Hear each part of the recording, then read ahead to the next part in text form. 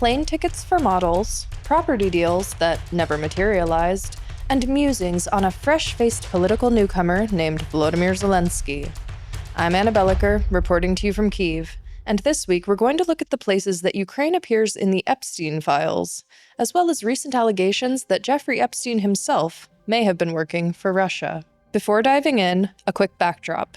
Since 2025, the U.S. Department of Justice has released several batches of documents from the vast archive of emails and other files tied to Jeffrey Epstein, disgraced financier and convicted sex offender with ties to a stunning number of notable figures and institutions. Nearly 7 years after his death in federal custody, association with Epstein continues to haunt current and former U.S. presidents, tech magnates, and Hollywood A-listers.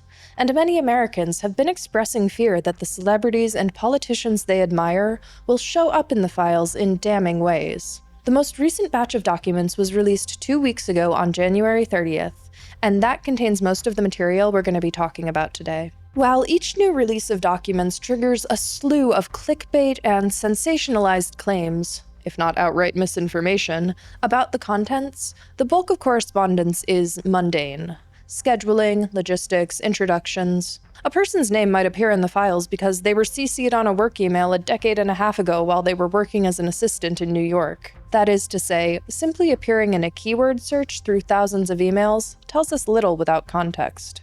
Names appear for countless reasons. Our focus here in Kyiv is a bit narrower. What do these files show about Ukraine and Russia? And what, if anything, does it reveal about Epstein's relationship to both countries?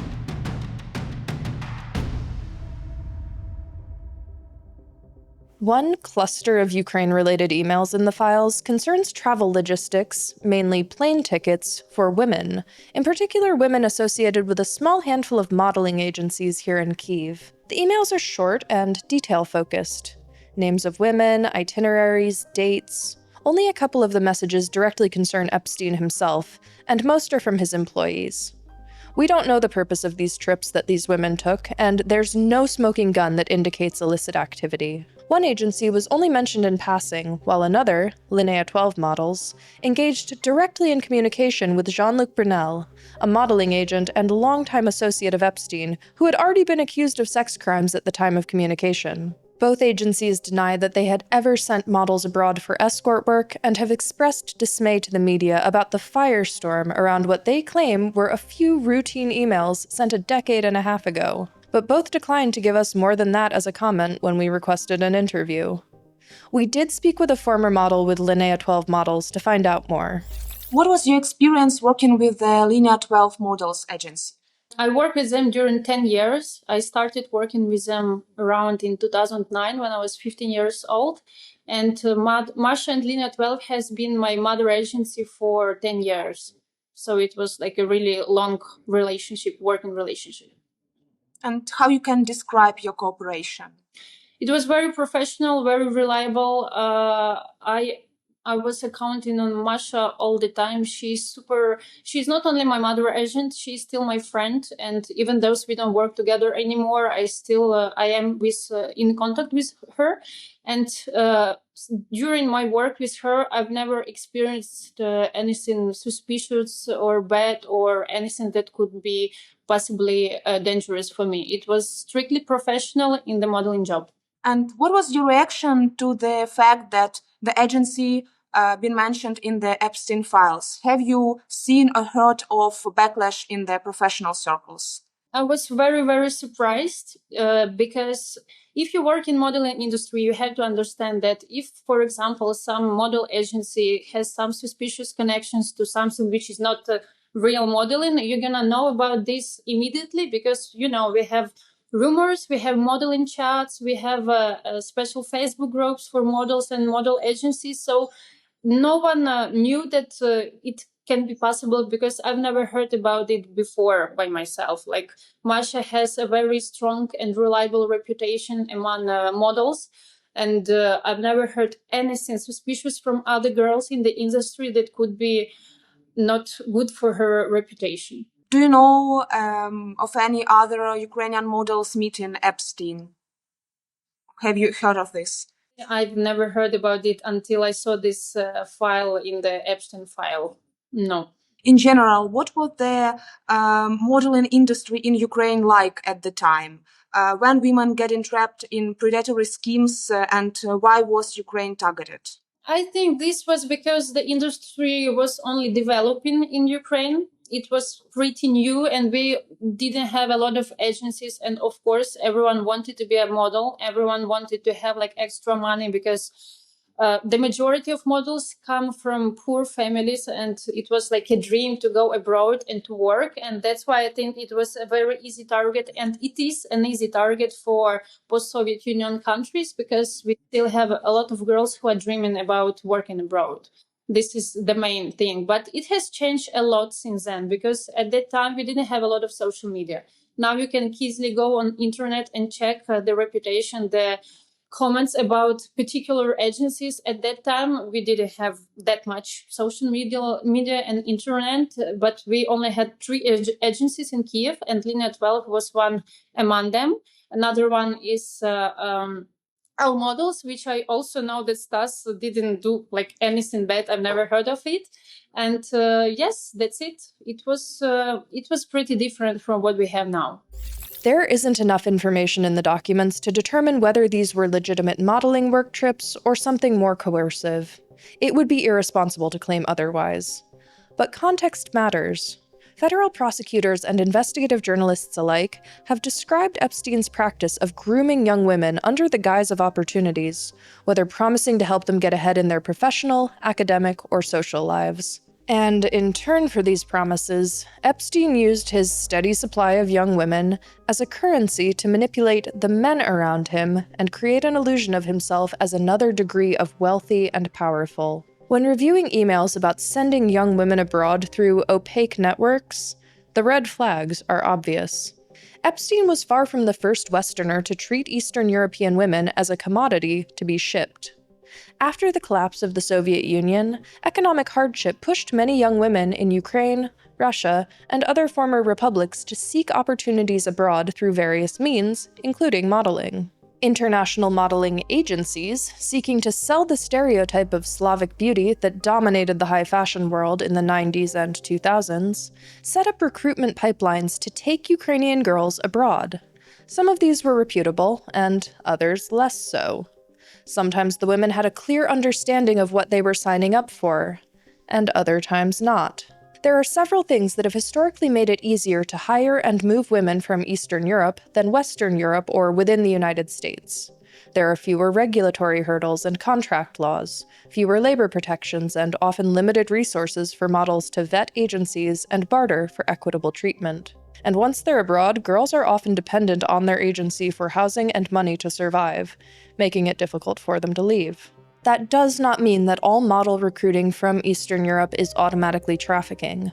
Not every international modeling contract is exploitative, and many Ukrainian models have built successful careers globally. The practice does, however, put women in an incredibly vulnerable position when they go abroad through an agency, and even more so through an opaque network of rich businessmen. Before we move on, I want to quickly thank the viewers and readers who have kept us going through the hardest winter of Russia's invasion yet. The Kyiv Independent is funded by our readers and viewers, meaning that none of this would be possible without you. If you'd like to join our community and help support independent journalism in Ukraine, while also getting some cool perks to let you engage more closely with our work, there will be a link to our membership page in the description below. I'd also like to thank everyone who donates directly via YouTube. Your support is so appreciated.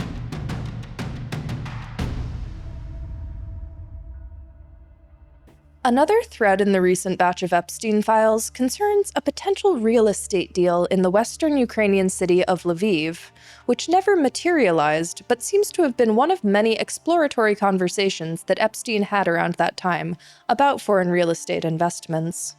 The story is a bit muddy, but the bottom line is that the deal involved multiple private companies and individuals moving hundreds of thousands of dollars around for unclear purposes, with the actual property sale never materializing. The building in question is described as a mansion, and we will let you decide if that is billionaire style to you. That being said, the notion that Epstein might have explored property in a city like Lviv is not beyond imagination. Ukraine in the 2000s and 2010s was viewed by many investors as an emerging market with undervalued assets, especially in its western regions. But more intriguing than the Lviv incident is a 2019 email in which Epstein seemingly instructed an associate to begin paying closer attention to Ukrainian politics. At that time, Ukraine was undergoing a seismic political shift, as Vladimir Zelensky, still new to politics, had just defeated incumbent President Petro Poroshenko in a landslide election.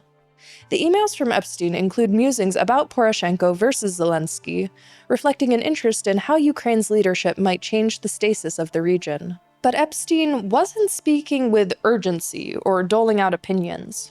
Rather, he seemed to be monitoring the situation somewhat idly, with curiosity about political dynamics rather than a specific agenda tied to Ukraine. He'd been applying his efforts a little more strongly elsewhere for years at that point, and we're going to get into that in the next section, because the name of Ukraine's president appears no less than 29 times in the public Epstein files. Vladimir Putin, on the other hand, 1,055 mentions to date.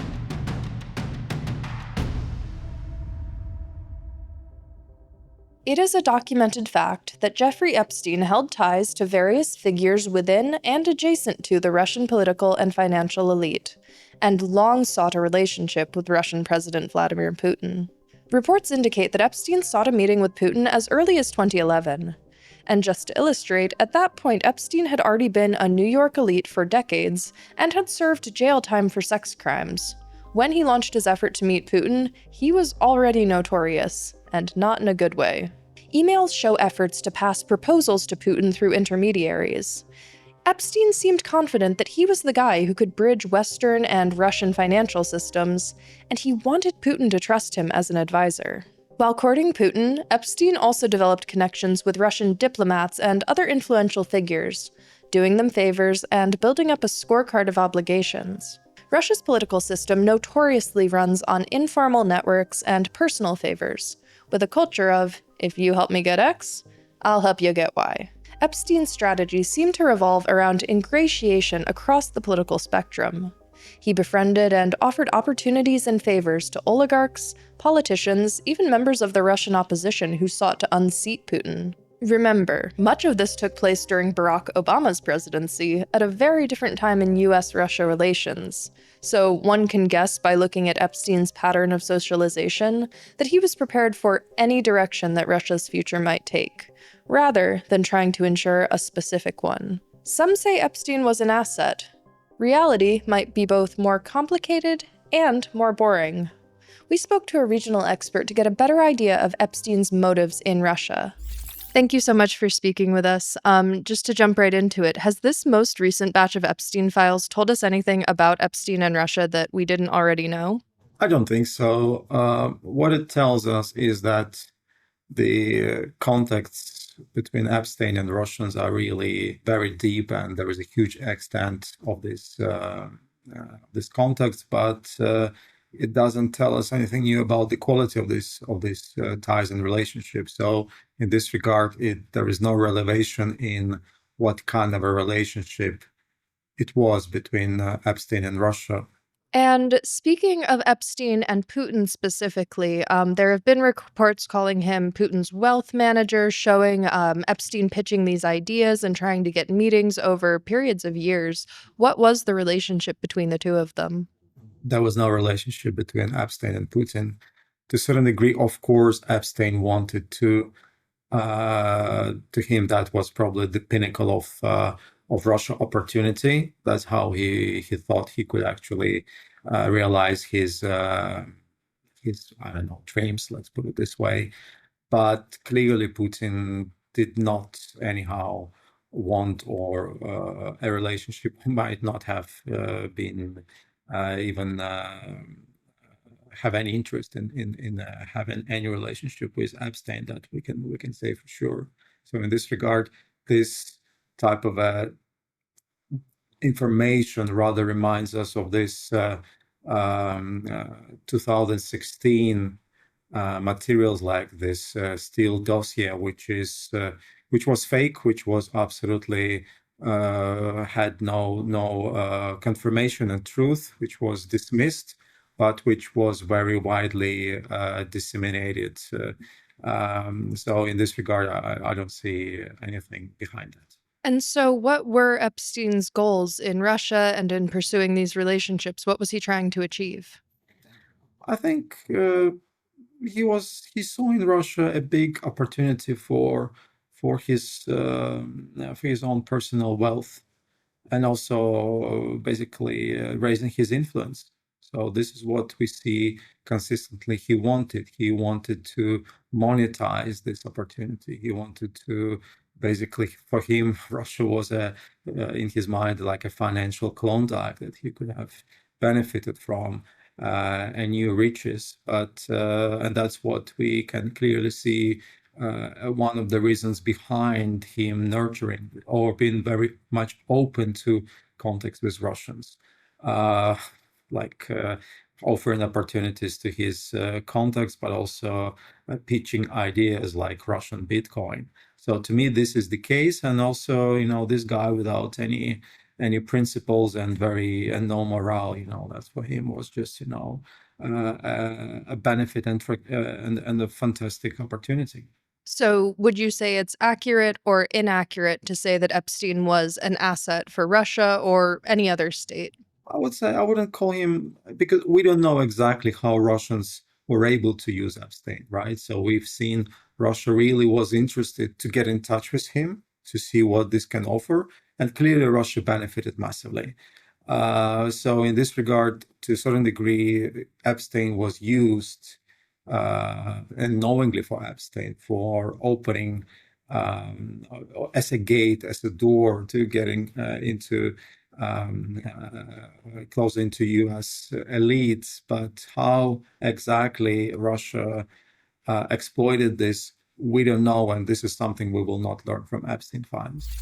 The picture that emerges is not of a super spy executing a covert mission given to him by the state, but rather of a man obsessed with proximity to power, whose main loyalty is to himself. And in writing that sentence, I realized that I said something nearly identical last week about Elon Musk, and you can take from that what you will.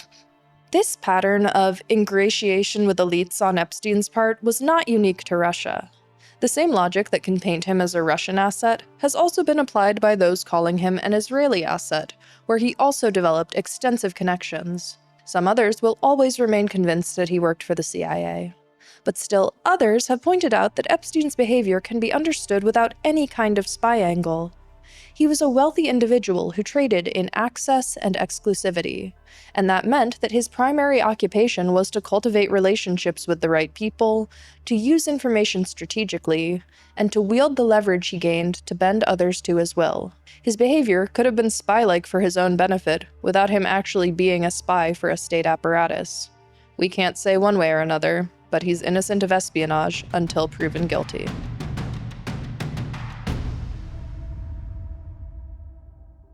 So, the sum total for Ukraine in the Epstein files so far: a handful of flight itineraries, a failed real estate deal, and some questions about why the 2019 presidential election mattered so much to an American billionaire. The wider context that the emails about model itineraries took place in indeed raises red flags, but on sheer evidence alone, there's no explosive revelation connecting Ukraine to Epstein. What the files do show clearly is Epstein's appetite for influence.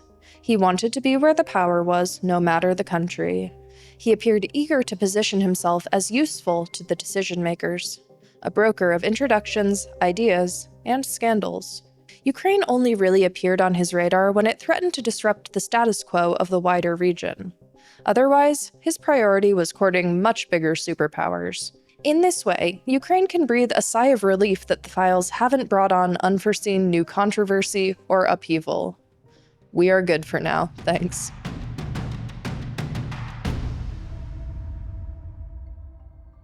Hi, I'm Tim Sadorozhny, a reporter with the Kyiv Independence National Desk.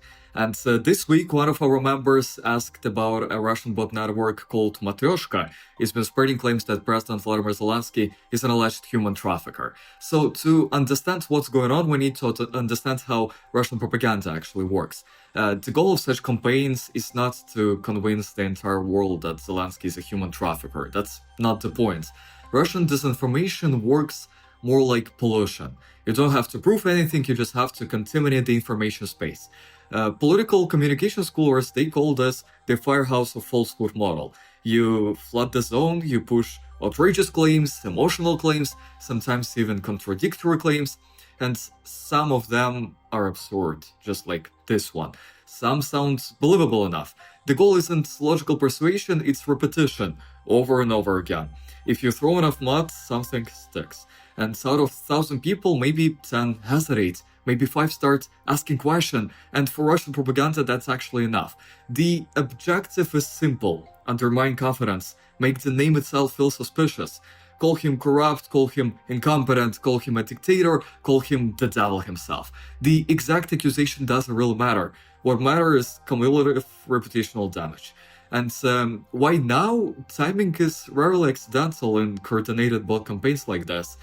There's been renewed public attention around the Epstein files that created an emotional conversation about elites, exploitation, hidden crimes, and disinformation actors don't invent fear from scratch. They attach themselves to existing scandals. They take a story and insert that target into it. That's also a classic element of whataboutism, by the way. When Russia faces accusations of war crimes, repression, or corruption, they ask, oh really? Look at Zelensky. So, in short, the claim itself is not the point. The damage is the point. The confusion is the point. Russian propaganda doesn't need you to fully believe the story. It just needs you to stop believing anything with confidence. So, of course, Zelensky is not a human trafficker. Russia just tries to damage his reputation with claims like this. That's all for this week. We'll be back next Sunday with more news from Ukraine. If you appreciated this video, please consider becoming a member of the Kyiv Independent community. It's truly thanks to viewers like you that we can do this work, and we're so grateful for your support. Thanks for watching. I'll see you next week.